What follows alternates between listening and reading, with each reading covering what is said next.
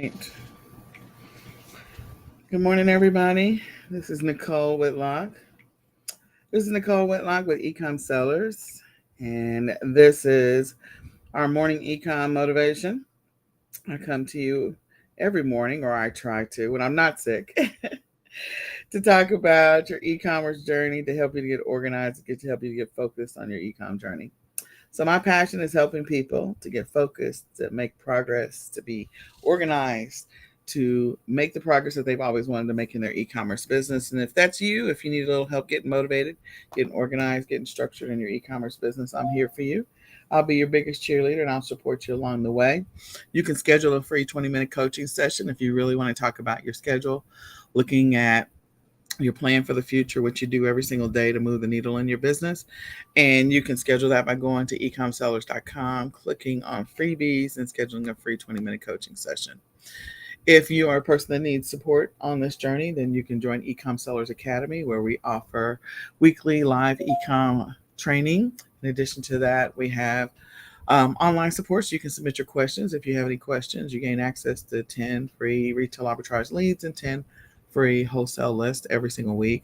And you'll gain access to our 200 library video library, so that you can go through and learn any method of e-commerce that you're interested in. And then last but not least, if you don't have the eCom planner, I encourage you to grab one. It'll help you to be organized in your business. You can go to myecomplanner.com, then purchase either the digital version or the physical version, and help you to get started, to get organized in your business. So today's topic, every day we come to you with a new topic. And today's topic is about firing your boss. So if you're a person that's ready to say adios, amigos, to your full-time job, or you want to say goodbye to your full-time job, we're going to look and see what articles are out there about what you need to do to get ready to let your job go. Now, I've done a couple of talks on this, a couple of trainings in our summits on what you need to do to be prepared to let your job go. So I'll probably come back and do that training as well. But today's topic comes to us from Novo. I don't know Novo, but anyway, novo.co.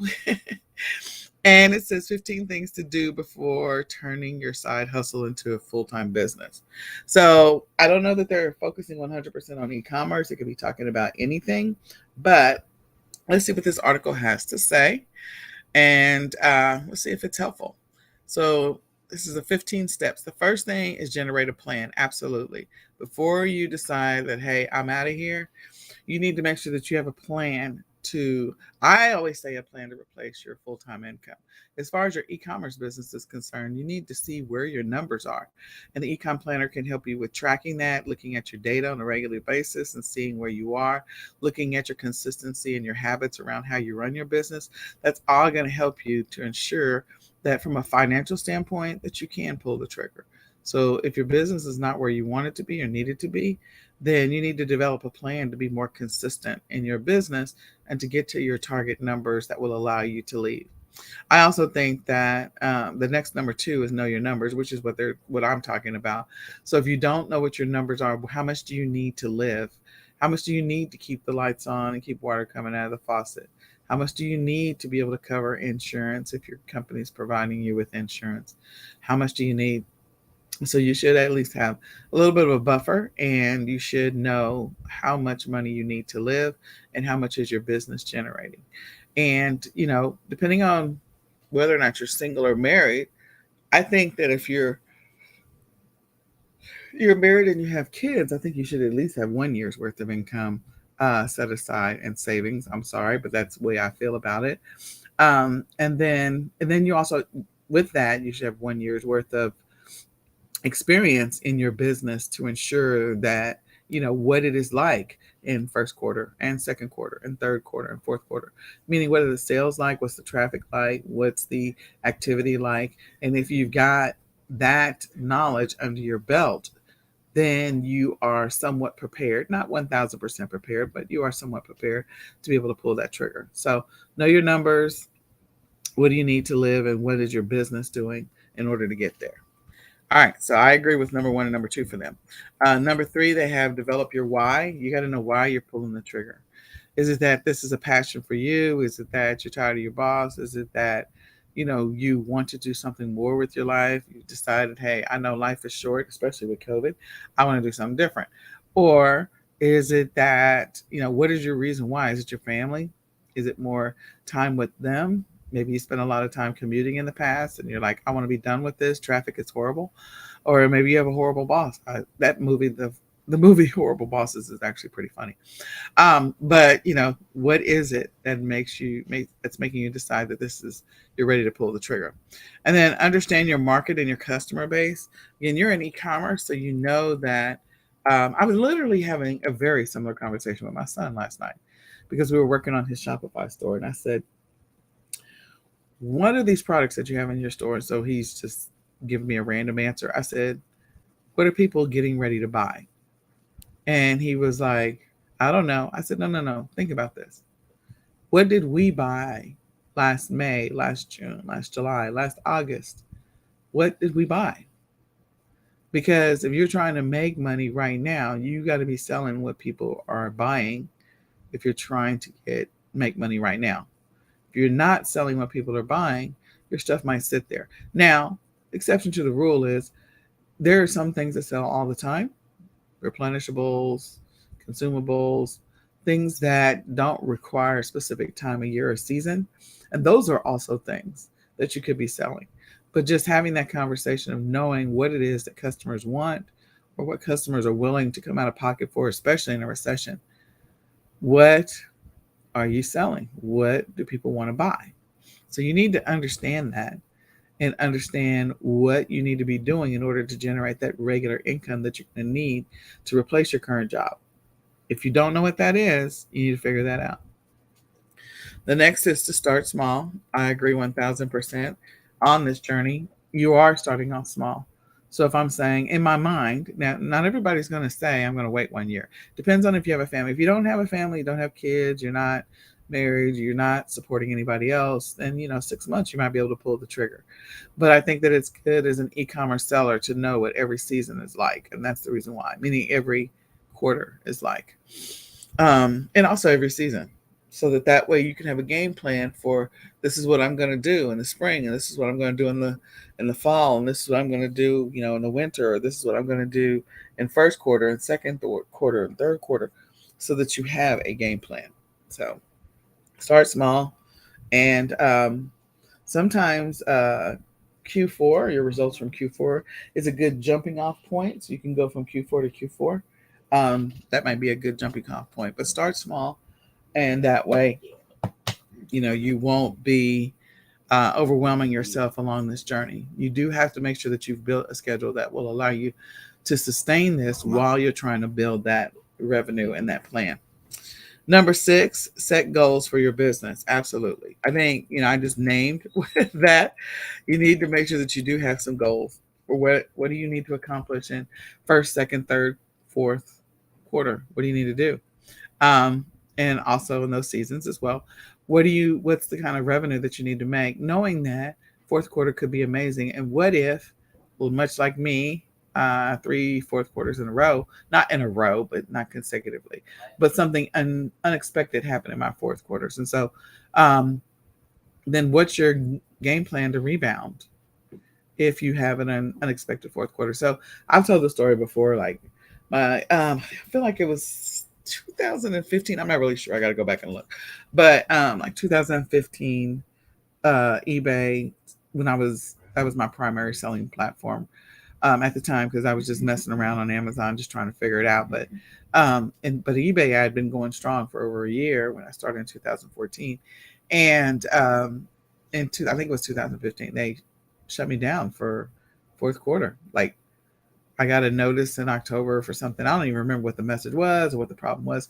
And then they allowed me or unsuppressed my listings starting on like December the 2nd. So starting in October to December the 2nd, none of my listings were visible. It was like, what the Sam Hill? So I was forced, baptism by fire, to get familiar with Amazon no matter what. I didn't have a choice. So what's your game plan if something goes crazy? And then like in 2019, I think it was 19, I had mold in my office, and it started in September. I started getting sick, kept going to the ER, couldn't figure out what was wrong. discovered that in my office I had mold. So we had to tape off half of the house because I'd already gone to the ER at least. I don't know what the number was. I remember at least three, but I think, my medical bills show that I'd gone 6 times because I had all kinds of weird, unexpected things going on. But just saying, if you're having these problems in September, and I think it really started in August, but if you're having these problems in September, what is your Q4 going to look like? Because you're down for the count and you can't get to stuff. You can't sell stuff. You can't, all of these things. It took me probably until the end of October, beginning of November to finally physically recovered. I wasn't able to get my house completely cleared out. Like I normally hire teams that come in and work with me in my business for a brief period of time, 8 to 10 weeks. I had to tell them they couldn't come. Like everything changed for me. So because I level up and focus on Q4. And that was just horrible. So then the next thing was COVID. Last year, at the end of August, I got COVID. Was in the hospital. I still sound like Betty Davis when I talk. My voice is horrible. But yeah. So that definitely impacted me. I was in the hospital for 14 days, got out, was struggling just to be able to breathe and to move and to anything. And then probably maybe at the end of October, beginning of November, I finally started getting some level of ability to move, but I still had foggy brain. And then you go straight into, okay. So that's 3 fourth quarter disasters for me. And how do you recover? How do you bounce back from that level of insanity? I think we finally got my business going again, maybe the second week in December. Um, but it took a long time for me to even be able to sit up for extended periods of time and all of that. So you need to make sure that you got goals and that you're hitting those goals. And then you also need to have a recovery plan or a backup plan. And that's the reason why I said savings is extremely important because you just never know what's going to happen. You just never know. Not that anything terrible could happen, but it could happen. What are you going to do if you have a car wreck and you're in the hospital and you're in rehab or whatever? Like, how are you going to recover from this? Keep your business finances organized. Absolutely. You do need to definitely keep your business and your personal separated, but you also need to keep them organized. You need to know where you stand as far as your business is concerned. Number 8, surround yourself with the right people. Those people that are going to help keep you motivated, help you stay motivated. Connect with other entrepreneurs that are on this journey that have decided that they are pulling the trigger and they're there full time, or follow those people.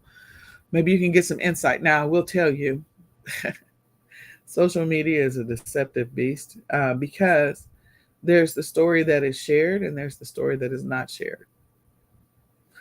So many people that are on this journey, it's all a wonderful thing. There's roses and flowers and butterflies and my life is perfect. And then there's the reality of this is what it's like to be a struggling entrepreneur. And I'm going to be honest with you and pull the covers back. That is the difference. So there's a painted picture that sometimes people want you to see. The other side of that is when you compare yourself to other people's journeys, sometimes you have no idea. You've seen the image of the iceberg. You have no idea what kind of stuff is going on in the background for that person. I'm going to raise my hand because my journey is completely different than anybody I know. And so what you see above the surface and what's really happening below the surface are two different things. And then last but not least, you don't know what that person had to overcome to get where they are right now. Maybe everything is butterflies and roses and flowers right now. But the reality is, it wasn't that way for a very long time. Maybe the person struggled for 6 years. Maybe the person struggled for 2 years. Maybe the person is still struggling right now. So again, can't compare 100%, but you do need to make sure that you surround yourself with people that are going to support you along this journey. Let your family know what the game plan is. Let your family know that you're preparing for this. Start making adjustments in the things that you do in your life. Start cutting back on expenses and things like that so you are ready to pull the trigger. So number 9, utilize your skills and your strengths. Absolutely. What are your strengths when it comes to your business, your ability to run your business successfully, the things that you're good at, and the things that you know well, and then outsource your weaknesses. I agree 100%. At some point, you're going to have to double yourself, maybe, or triple yourself in outsourcing some of your operations, the things that are monotonous and tedious that actually don't, um, the I feel like those 20% of those decisions that you make in your business that yield, sorry, those, yeah, 20% of the decisions that you make that yield you 80% of your results, those are the critical things. So identify those 20%, whatever they are. And then those are the things that you need to focus 1000%. If it's sourcing, if it is planning, if it is product research, like what are those things? If it's ads, whatever it happens to be, what is that 20% that yields you 80% of your results? And then start looking at the remaining 80% of what you do. Figure out if somebody else can do it, software, a person, a service, a company. Figure out if somebody else can do that for you. Now, I'm not going to say that outsourcing is going to be 1000% perfect, because it's not. It is not going to be perfect. There's going to be bumps in the road. Things are going to happen. But you can prepare yourself for that transition. You have to do it little by little.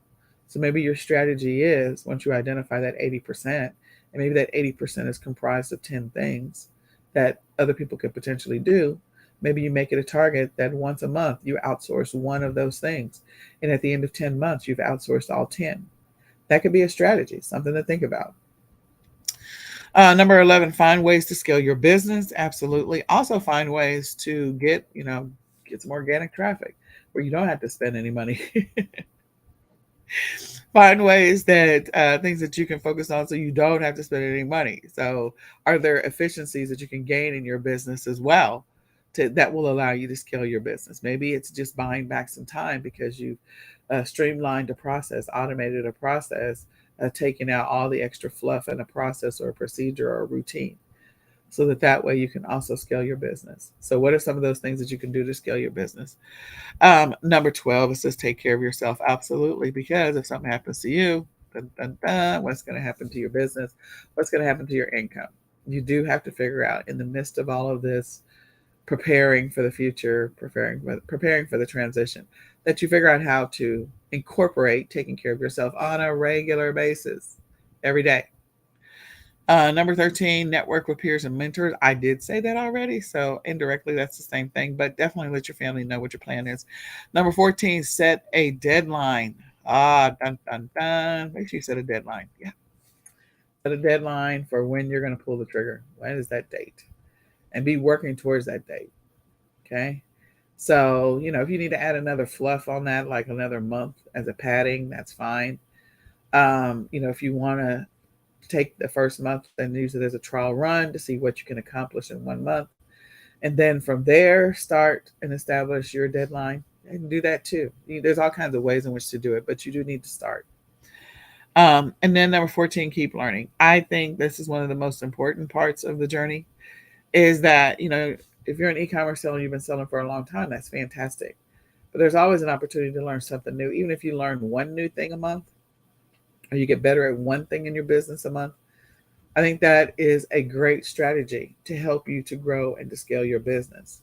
And we talk about that. I talk about that in the monthly planning session. I also talk about that in the weekly planning session. So if you have not participated in the weekly planning session, I encourage you to sign up. I also encourage you to sign up for the monthly planning session. We normally do that the last Sunday of every month. And so join us so that we can talk about strategies to keep you going when it comes to learning. So I hope this was helpful. This article again comes to us from Novo Co. I think it was a great article. Again, if you haven't had a chance to check out my training session on making that transition to firing your boss, you should definitely check out that session. I may do that again sometime soon. So with that being said, my name is Nicole Whitlock. I am with eCom Sellers. My passion is helping people on their e-commerce journey. If that's you, I am there for you. If you need support, if you need guidance, if you need someone to help you to just make sure that you got a good game plan, I'm happy to sit down with you. You can schedule a free 20-minute coaching session by going to ecomsellers.com, clicking on freebies, and scheduling a free 20-minute coaching session. If you are a person that needs some support on your e-commerce journey, you can join eCom Sellers Academy. It is $17.99 a month, or you can sign up for the lifetime and get a free e-commerce planner. With that, you get all kinds of perks, and in addition to access to our training membership site, which has over 200 training videos, you also gain access to um, um, 10 free leads every single week that you can go out and make some money right now with, and also 10 free wholesale leads. So retail arbitrage and wholesale leads, so you can reach out, establish your wholesale library, potential suppliers. In addition to that, we have a live weekly training session, so you can join our live weekly training session as well. And then last but not least, if you do not have the e-commerce planner, I encourage you to sign up for it. You can go to myecomplanner.com and grab the e-commerce planner. You can get the digital version or the physical version. It's the ultimate e-commerce planner. It was created for sellers by sellers. So I encourage you to grab that. Now we're going to go through our daily ecom planning session. We do this. Our goal is always to do it every day, 7 a.m. Central Standard Time. So sometimes, I think this last week when I got sick, wasn't able to. I know I still sound like Betty Davis. Maybe I sound like Barry White's wife. I don't know, but I sound very raspy. I don't sound like myself. So I'm sorry about that. But in any case, the daily planning session, we are live on Clubhouse. We're also live in the e-commerce planning Facebook group. So you can go to the e-commerce planning Facebook group and download the daily planning activities. It's about your journey in your e-commerce business. I feel like there are things that everyone, regardless of what method of e-commerce they're doing, whether it is drop shipping, whether it's private label or white label, whether it's retail arbitrage, online arbitrage, whether it is print on demand, it doesn't matter whether it's wholesale. There are things that every seller is doing, regardless of their e-commerce method. Every seller is sourcing, period. Every seller is sourcing. Every seller is doing product research. Every seller is creating listings, and every seller has some level of shipping in their business model. Stuff has to get to the people that are buying stuff from you. So however it gets done, whether it's you doing it yourself or outsourced it or it's automated, whatever it is, there's a shipping component to your business. And I believe that there's also a customer service component to your business along with an administrative component. And I think those are the main components of your business. And again, regardless of your e-commerce method, this applies to everybody. So the daily activities are centered around those things that apply to every seller, regardless of their e-commerce method. So we're going to step through them. You can download the e-com planning checklist directly from the e-commerce planning Facebook group. So number one, well, we're going to talk about the day before. So the day before, what you're going to do before you go to bed, I encourage you to set aside 5 to 15 minutes, and you're going to do these 4 things. One, you're going to review today. How did the day go? What did you get done? What did you not get done? What do you need to move to tomorrow? What do you need to move to next week? So what progress did you make? And we are going to celebrate the successes of the progress that you did make. We understand that things happen. Things do happen in your life. Trust me, things happen. And so everything does not always go smoothly. That's just part of life. So what are the things you did get done? What are the things you didn't get done? Were you able to move the needle on anything on your list? So let's celebrate that and assess the day. Number 2 is we're going to update our tracking stats. All of that's inside your e-commerce planner. So you can get myecomplanner.com and grab that so that you can update your daily tracking stats. You can also add some additional stats that you want to track. Number 3, you are going to go look at your online calendar. What you have on your agenda for today is not a surprise. So what are the things that you need to do? Like what is on your calendar for your personal life? What's on your calendar for your business? What's on your online calendar for your job, if you're still working a job? So make sure you know what's on the agenda for your job, and then go through that process of preparing for today, okay? For tomorrow, because you're doing this the night before. So the online calendar, that's either your Google Calendar, your Outlook calendar, your iCloud calendar, your Yahoo calendar, whatever works for you. Look at that. Sometimes you got a doctor's appointment and you're surprised by it because you scheduled it 2 months ago. And then you wake up in the morning and go, oh my God, I got a reminder. No. We need to know about these things in advance. So make sure you're always looking at your online calendars. And then number 4 is to build your schedule for today. Let's start building out that schedule. What's the plan for today? All the things that you need to do for the day that's coming. So you can extract that directly from your weekly planning session. If you participated in the weekly planning session, you literally can just go extract today, which happens to be Thursday, from your weekly planning session. Make it a whole lot easier. It's much faster doing it that way. And then from there, you could make adjustments or tweaks. What are the things that you need to carry forward from today into tomorrow? So you can make adjustments to whatever the schedule was that you built in your weekly planning session. If you're not participating in the weekly planning session, then you need to write out all the things that are happening, not just in your business, but also in your personal life. Build a schedule. Maybe use time blocks, use a checklist, build a schedule. Okay. The next thing is to go through the process of today. So we're going to spend 15 minutes in the morning right now today. Maybe 5, depends on what's going on with your schedule. And we're going to go through and step through these 5 things for today. So the first one is step 1 is to reassess the day before. Why do we do that? It's because our goal is to always get better at creating a more efficient and more actual and more realistic schedule for the future. So I got to build a better Wednesday schedule. I got to learn how to do that. And the only way I can do that is to account for everything I did Wednesday, all the little things and the big things, all the things that were related to my business and all the things that were related to my personal life. Because your personal life is going to bleed into your business from time to time. You can have dedicated time where you focus 100% on your business. But if you get that phone call that little Billy has, I don't know, sprained his ankle or broken his wrist, you're going to go deal with that. You're going to drop everything you're doing to go deal with it. Just like if you have a regular job, you're going to drop it and you're going to go deal with it. So building a realistic schedule to account for the things that happen. Is that going to happen every Wednesday? No. But we do need to make sure that we allow some buffer inside of our schedule to deal with the unexpected, because Murphy is always going to show up. Murphy spends a lot of time hanging out with me. And you know what? I have a Murphy deflector shield that I use so that I don't have to be freaking out every time Murphy decides he wants to show up, because it is what it is. The next one is step 2 of this process, to review and update your weekly priorities and your weekly habits, along with number 3, glance at your month plan. Now, this is coming directly from your eCom planner or your own personal planner. What were your priorities for this week? They can be all business, they can be personal, they can be a combination of the two.